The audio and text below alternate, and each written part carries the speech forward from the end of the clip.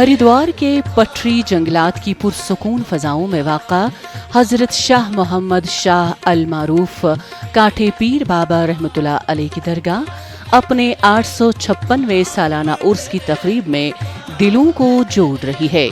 ये दरगाह लाखों अक़ीदतमंदों का एक ऐसा मुक़द्दस मकाम है जहाँ हर मजहब के लोग आकर अमन, मोहब्बत और खुलूस के जज्बे से दुआ करते हैं। ज़ायरीन चादर, फूल और गुड़ की भेलियाँ चढ़ाकर अपनी दुआओं का पैगाम पहुँचाते हैं।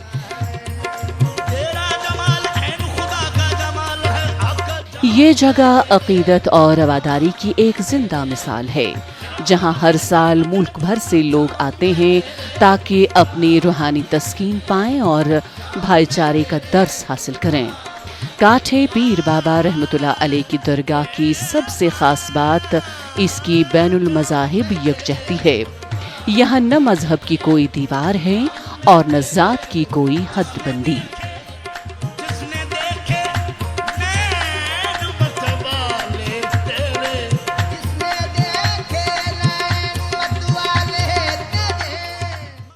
जो कोई भी मन्नत यहाँ पर मांगी जाती है, पीर बाबा उस मन्नत को जरूर पूरा करते हैं।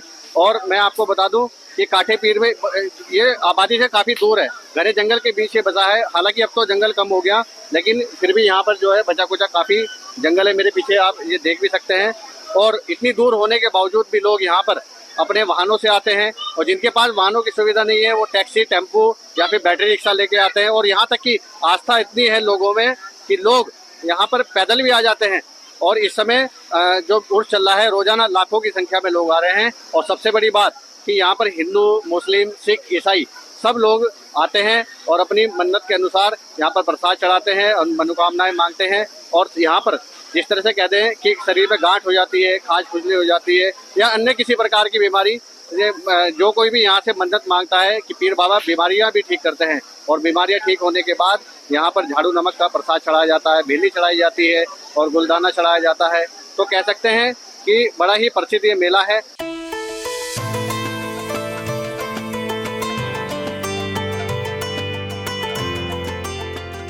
सालाना उर्स के दौरान दरगाह अमन और मोहब्बत की रोशनी से मुनव्वर हो जाती है, जहाँ कभी भी तनाज़ा या इख्तिलाफ की कोई गुंजाइश नहीं रही।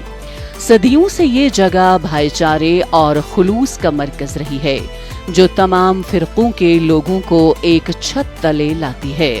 दरगाह की असल ताकत उस खामोश मौजज़े में पिन्हा है, जो बरसों से हर जुबान, नस्ल और मजहब के लोगों को बगैर किसी तफरीक के एक छत के नीचे ले आता है।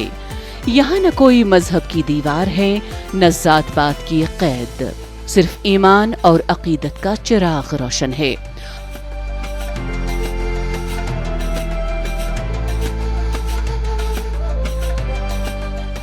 उर्स के दौरान इलाके की फजा जैसे बदल जाती है। हर तरफ दुआओं की गूंज, लोक संगीत और रूहानी रंग छा जाते हैं।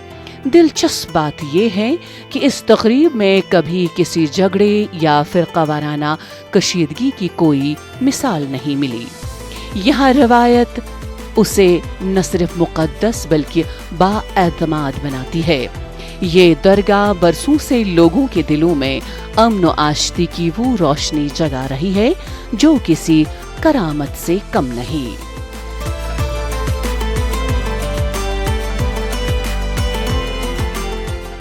हिंदू, मुस्लिम, सिख, ईसाई सब आते हैं यहाँ पे, और सब धर्मों को मानने वाले आते हैं।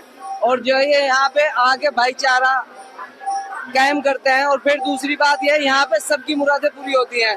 मुरादों के साथ साथ कोई अपनी बोलता है मैं भेली चढ़ाऊंगा, गुड़ की होती है वो, कोई कहता है मैं सीढ़ी चढ़ाता हूँ, कोई कहता है नमक झाड़ू चढ़ाऊंगा, कोई कहता है मैं चादर चढ़ाऊंगा। जो भी जिस तरह की बीमारी होती है, रसोली होती है, वो चढ़ती है। और तो यहाँ पे आके लोग जो है अपनी भावना से बाबा के दरबार में आते हैं और दिल की मुरादें पूरी करवाते हैं। पूरी होती है जी। और ये पूरे हिंदुस्तान से यहाँ पे लोग आते हैं और श्रद्धा के साथ इस मेले को, बाबा को देखने के लिए आते हैं और श्रद्धा के साथ चले जाते हैं और फिर साल में आते हैं।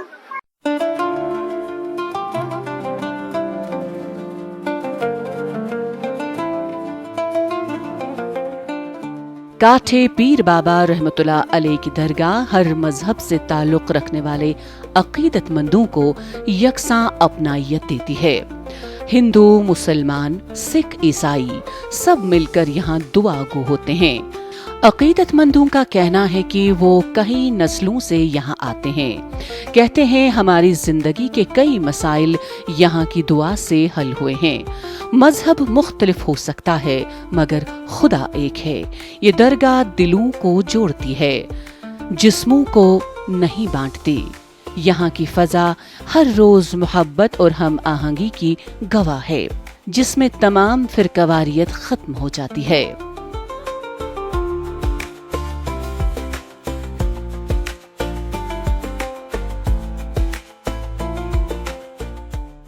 भाई इसकी मान्यता तो बहुत बढ़िया।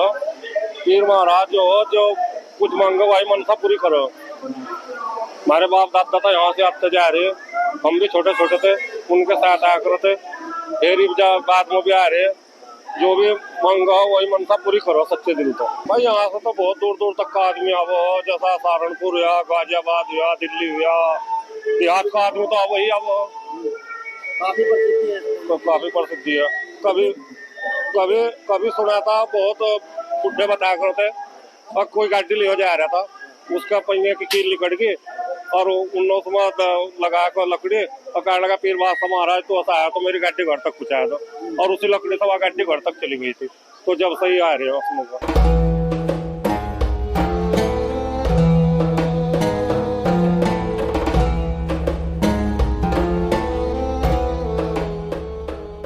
आज जब दुनिया मजहब की बुनियाद पर बट रही है, काठे पीर बाबा रहमतुल्लाह अलैह की दरगाह एक रूहानी मरकज के तौर पर रोशनी बिखेर रही है। उर्स के मौके पर इंतजामिया ने शानदार हिफाजती इंतजामात किए थे। काठे पीर बाबा रहमतुल्लाह अलैह के उर्स की रौनक सिर्फ दरगाह तक महदूद नहीं। इस दौरान करीबी बाजार चादर फरोश, मिठाई वाले और नजराना फरोशों से भर जाते हैं। हर दुकान, हर गली अकीदत और मोहब्बत की खुशबू से महक उठती है। अकीदतमंद चादर, फूल और गुड़ की भेलियां लेकर दरगाह पहुंचते हैं। बाजारों में कव्वालियों की धुन गूंजती है, बच्चों की हंसी सुनाई देती है और हर तरफ अमन मोहब्बत का समा होता है। ये मेला सिर्फ इबादत का मौका नहीं बल्कि सकाफत और भाईचारे का एक खूबसूरत जश्न है जो हर साल हजारों दिलों को एक साथ बांधता है।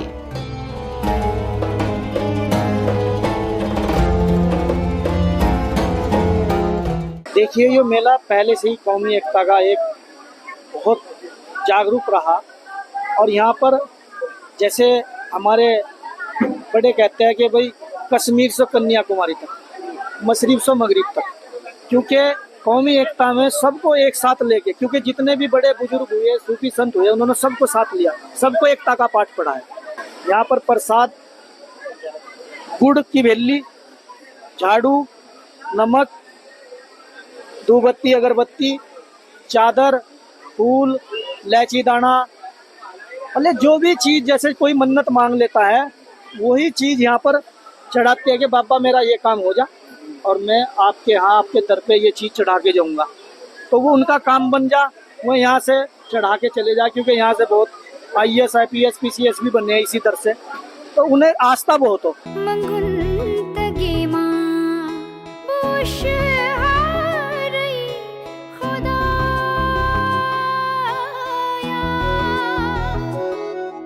इसमें कोई दो राय नहीं कि तसव्वुफ एक इस्लामी तसव्वुर है और मुसलमानों का एक बड़ा तबका अमलन या रवायतन इससे जुड़ा हुआ है। सूफीज़म की तालीमात बुनियादी तौर पर खुदा की वहदानियत के गिर्द घूमती थी, जो मक्कामी तसव्वुरात से भी कुछ कुछ मुनासिबत रखता था। उन्होंने अपनी तालीमात को अवाम के सामने पेश करने में यहाँ मुरवज्जा तसव्वुरात का एहतराम भी मलहूज रखा और अपने अकायद और तसव्वुरात ठूंसने की बजाय मकामी मिजाज की रियायत रखते हुए समझाने की कोशिश भी की।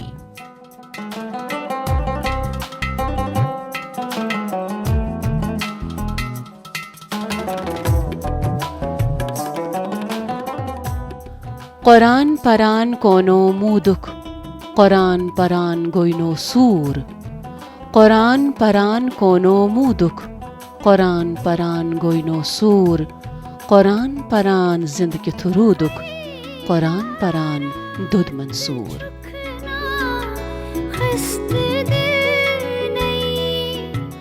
कुरान पढ़ते पढ़ते तूने जान क्यों न दी कुरान पढ़ते पढ़ते तूने जान क्यों न दी कुरान पढ़ते पढ़ते क्या तू भस्म नहीं हो गया कुरान पढ़ते पढ़ते तू कैसे जिंदा रहा कुरान पढ़ते पढ़ते तू कैसे जिंदा रहा कुरान पढ़ते पढ़ते तो मंसूर ही जल पड़ा।